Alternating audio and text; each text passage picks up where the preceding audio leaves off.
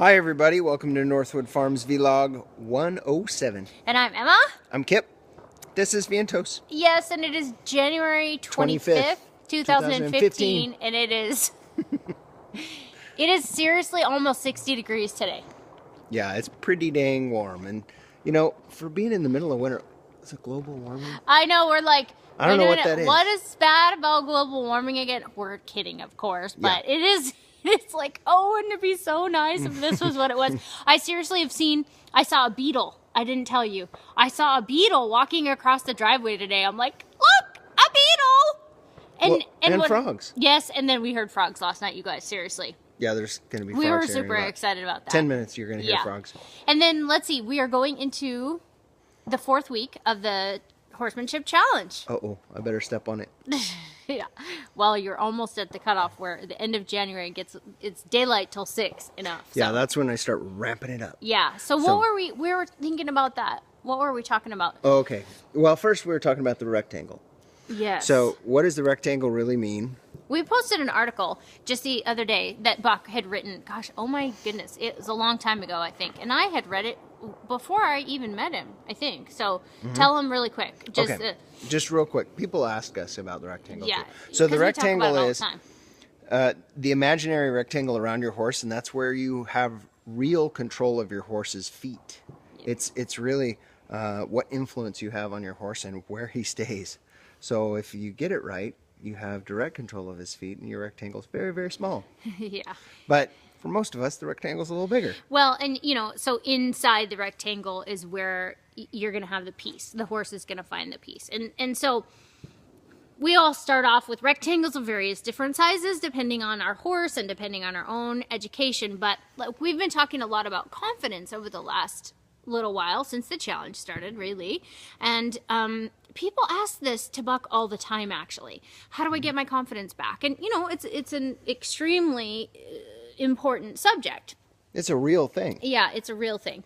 And so one of the answer pretty much is if you can get more accurate control of your horse's feet on the ground and develop a rectangle where there's peace inside of it and you have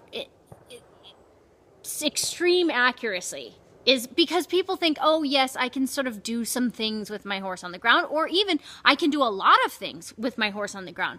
But how accurate? Right. How accurate are you really? Not whenever your horse feels like it, not kind of in their own time, but how accurate are you really? And that's the difference between doing groundwork just sort of for fun, or maybe developing some cool performance-y type things. Getting an accurate rectangle on the ground is what translates directly into you feeling safe riding. Right, and really it comes down to getting control of the feet is your leadership.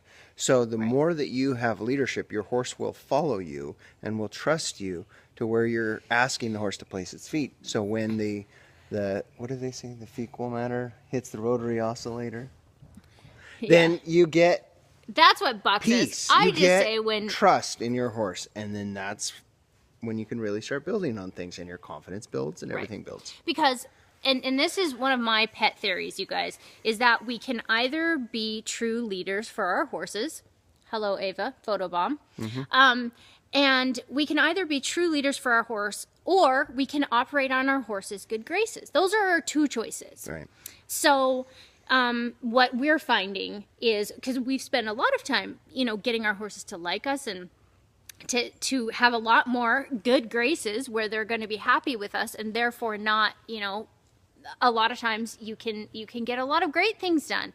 But when the chips are down, which is how I like to say it, you cannot support your horse. Right.